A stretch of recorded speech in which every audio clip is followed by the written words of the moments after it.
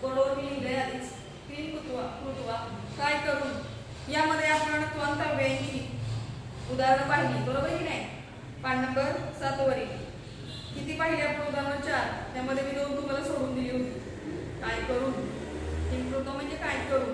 त्यामध्ये आपण या ठिकाणी अव्यय पाहिली होती. त्वंतव्य, पूर्वकालवाचक त्वंतव्य, धातुसहित अव्ययाचा प्रकार. पान नंबर 8 वर यायचंय.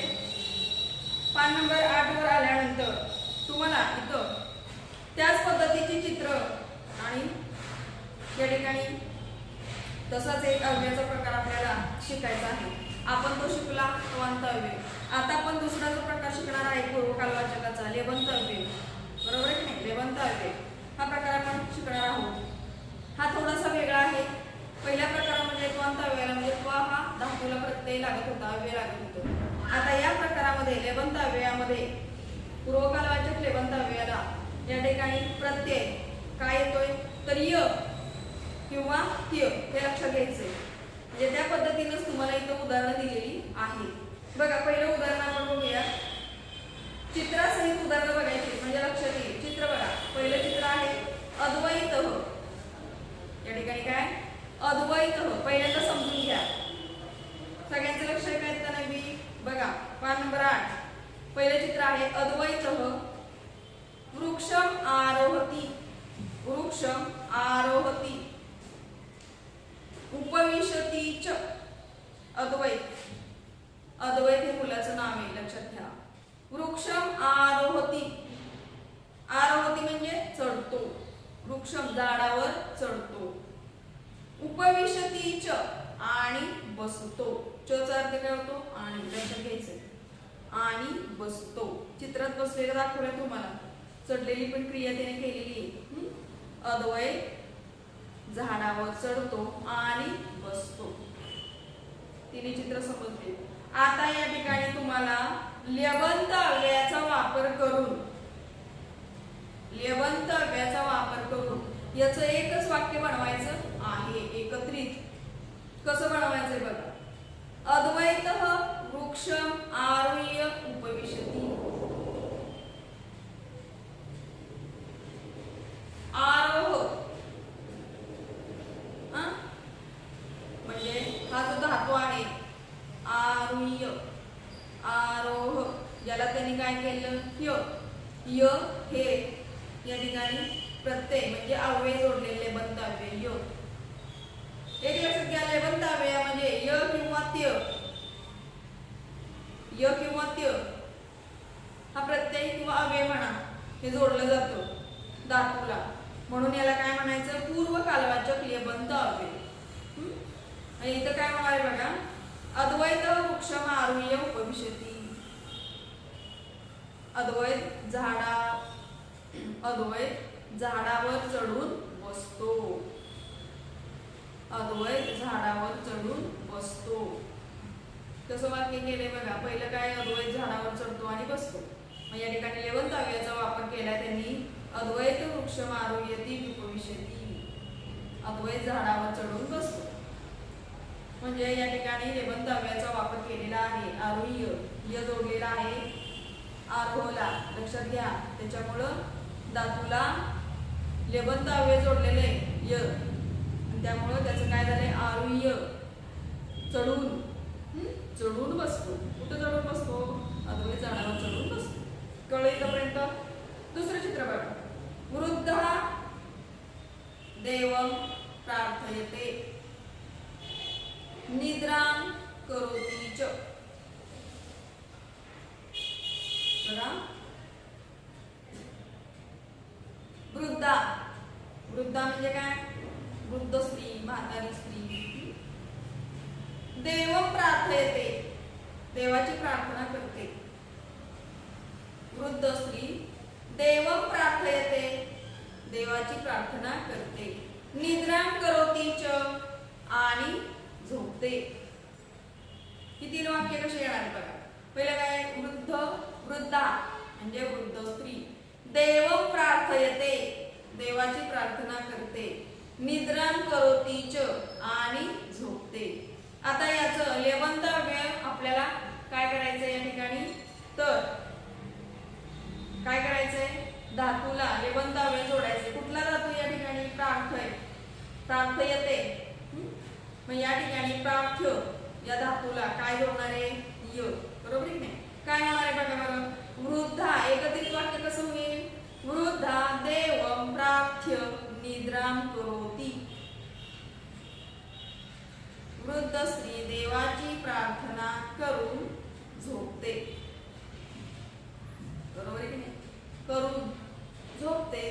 चित्र दाखवलीत बघा, वृद्ध स्त्री देवाची प्रार्थना करून झोपते. वृद्धा देवं प्रार्थ्य निद्रां करोति. कळतंय. आपण त्वंत अव्ययाप्रमाणेच करायचंय, फक्त इथं लेवंतला य किंवा त्य हा प्रत्यय लागतो आणि त्वंतला कुठला, त्वा हा अव्यय किंवा प्रत्यय जोडलं जातं धातूला. आणि इथं धातूला य किंवा त्य हे प्रत्यय अव्यय जोडलं जातं. आता तिसरं वाक्य बघा, पुरुषौ हस्तौ प्रक्षालयतः भोजनं कुरुतः च.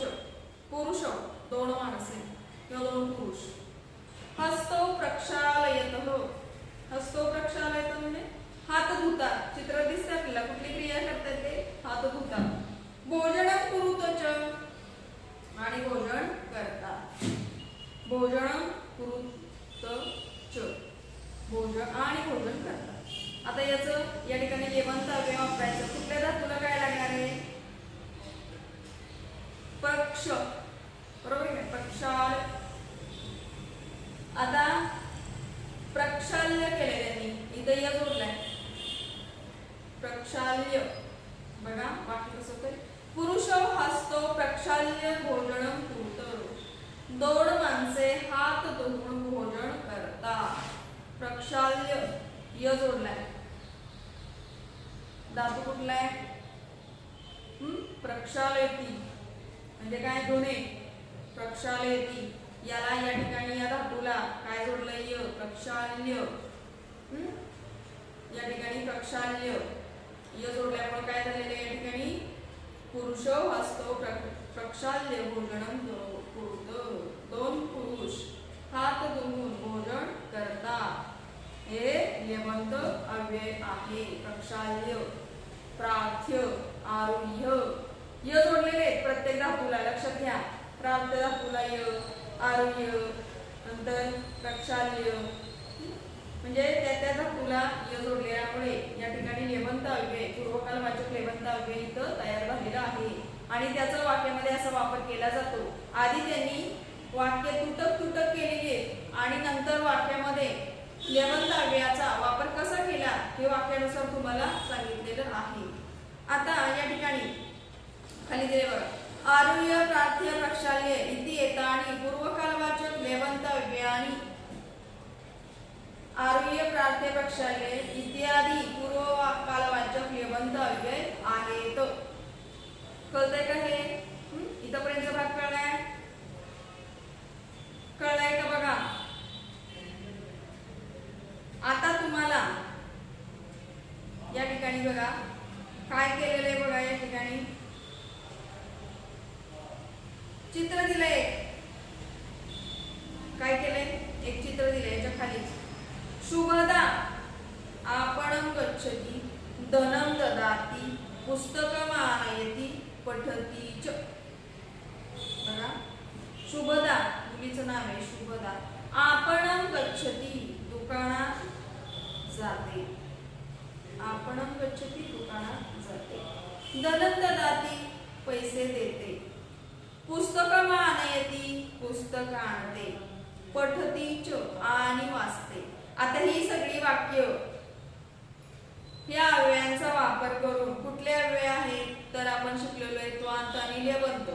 या अव्ययाचा वापर करून त्या ठिकाणी त्या धातूला ते अव्यय लावून हे वाक्य तयार करायचे. कसं होईल सांगते बघा, इथं दिलेलं आहे तुम्हाला, शुभदा आपणं गत्वा धनं दत्वा पुस्तकम् आनीय पठति. शुभदा आपणं गत्वा, शुभदा दुकानात जाऊन, गत्वा जाऊन, धनं दत्वा पैसे देऊन, पुस्तकम् आनीय पठित पुस्तक आणून वाचते.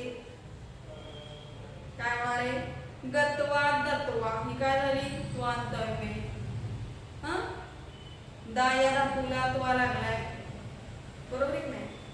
गम गत्वा गम या धातूला त्वा लागलाय गत्वा दत्वा गमगच्छ जाणे बरोबर आहे की नाही. या ठिकाणी धातूला मूळ धातूला त्वा लागलेला आहे आणि आणीय आणीय या धातूला काय केलं त्यांनी य जोडलाय आणीय आणीयती आणीयती या धातूला य जोडून या ठिकाणी कुठला वे लेबंतावे या ठिकाणी अशा पद्धतीनं एकत्र वाक्य केलेली आहे.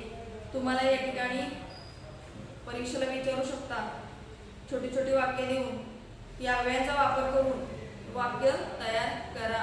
अव्ययाचा वापर करायचा तो अंतनी लेबंत आणि त्या पद्धतीनं तुम्हाला वाक्य तयार करायला सांगतील. अशा पद्धतीने लक्षात आले का बघा.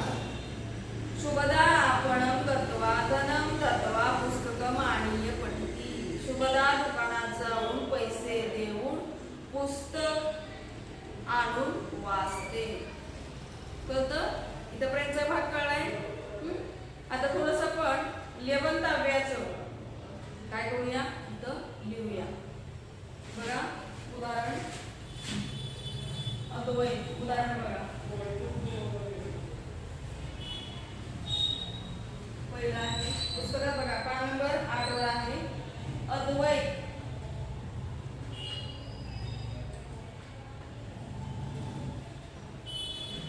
वृक्षम आरोहती.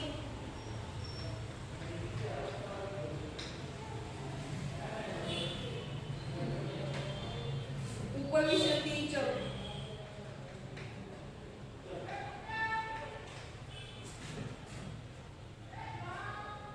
उपविशती च. आता वाक्य एकत्रित करून कुठले आपल्याला अव्यय लावायचे लेबंत अव्ययाचा वापर करायचा वाक्यात बरोबर नाही. लेबंत अव्ययाला मी काय सांगितलंय धातूला काय लागतो य किंवा त्य लावला जातो लेबंत अव्ययामध्ये. या ठिकाणी य किंवा त्य हे अव्यय वापरलं जातं म्हणून त्याला लेबंत अव्यय म्हणतात. पूर्वकालवाचक लेबंत अव्यय बघा. अद्वैत आता अद्वैत मराठी भाषांतर मी लिहिलेलं आहे इथं ह्याच्या खाली मराठीत अद्वैत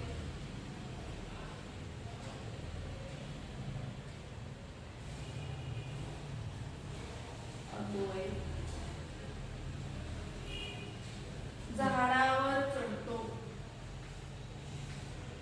झाडावर चढतो.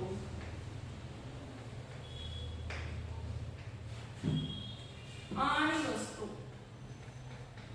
आणि बसतो. आता याचं लेबंत अव्ययामध्ये तयार करायचं आपल्याला वाक्य. आरोहती या धातूला काय लागणार य बरोबर की नाही म्हणजे आरोह्य. म्हणजे काय होईल वाक्य अद्वैत अद्वैत अद्वैत वृक्षम आरुह्य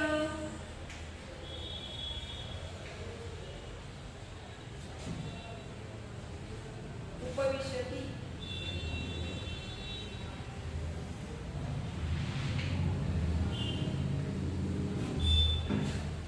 अद्वैत झाडावर चढून बसतो. आरोही म्हणजे चढणे बरोबर. आरोही म्हणजे अद्वैत झाडावर चढून बसतो. अद्वैत भाषण बघा. प्रत्येक ठिकाणी मराठीत येते का तुमच्या लक्षात राहावं. परत आणखी तुमचं काय गोंधळ होतो. इथं काय अद्वैत झाडावर चढून बसतो. आरोह्य हे काय झालं लेबंत अव्यय या जोडल्यामुळे. आता दुसरं उदाहरण बघा. कुठलं घ्यायचं आता काय अवघड नाहीये तुम्हाला आलं की लक्षात. वृद्धेच घेतलं तरी चालतंय. वृद्धा स्त्री वृद्धा देवं प्रार्थयते निद्रां करोति च. वृद्धा देवं प्रार्थ्य निद्रां करोति. वृद्ध स्त्री देवाची प्रार्थना करून झोपते. इथं सुद्धा या ठिकाणी काय आहे या ठिकाणी प्रार्थ्य लेबंत आता शेवटचं, आता या ठिकाणी आरुह्य, प्रार्थ्य, प्रक्षाल्य ही सगळी काय आहे? पूर्वकाळाच्या क्लेबंताव्ये. त्याच्या खालचं जे वाक्य आहे ते थोडंसं मी घेते तुमच्या माहितीसाठी, ते गोंधळ होऊ नये म्हणून. बघा शेवटचं वाक्य एकदम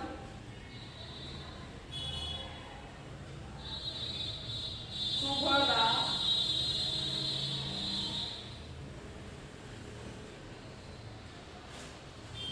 आपणं गच्छति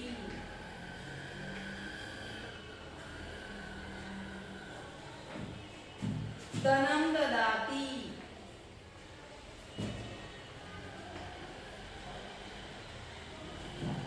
पुस्तकम् आनयति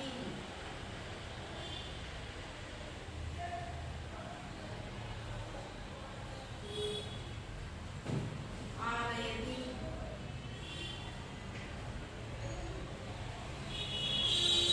पठति च. आता याचं दोन्ही अव्ययामध्ये वापर करायचा वाक्यामध्ये, दोन्ही लेबंत आणि स्वांत अव्ययाचा वापर करायचा या ठिकाणी. आता कुठल्या कुठल्या धातूला काय लागणार? गच्छतीला गत्वा, ददतीला दत्वा, आनयतीला आनीय, पठतीला काय लागणार? पठित्वा. लक्षात घ्यायचं या पद्धतीने कसा वापर करणार आहे बघा. पठित्वा येणार नाही, पठतीच राहणार आहे. बरोबर आहे का? पठतीच का नाही? शेवटचं क्रियापद आहे, याचा पठित्वा म्हणून वाक्यात उपयोग होत नाही, पठतीच राहणार कारण ती वाचली. आता इथं काय आहे बघा. शुभदा आपणं गत्वा धनं दत्वा पुस्तकम् आनीय आनीय पठति. काय केले आपण या ठिकाणी? त्वांत आणि लेबंत अव्ययाचा वापर केलेला आहे. धातूला जोडून धातूला पण अव्यय जोडलेले आहेत, त्वांत आणि लेबंत. बघा शुभदा काय वाक्य? शुभदा आपणं गत्वा, आपणं गत्वा धनं दत्वा, धनं दत्वा पुस्तकम् आनीय, आनयतीला काय जोडलाय? य, आनीय पठति. बरोबर आहे की नाही? एकच वाक्य त्यांनी बनवलंय बघा अव्ययाचा वापर करून. भाषांतर काय होणार बघा. शुभदा दुकानात जाऊन,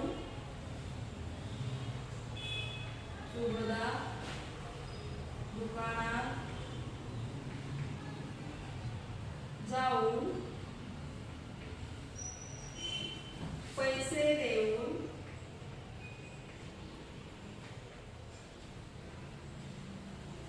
पुस्तक आणून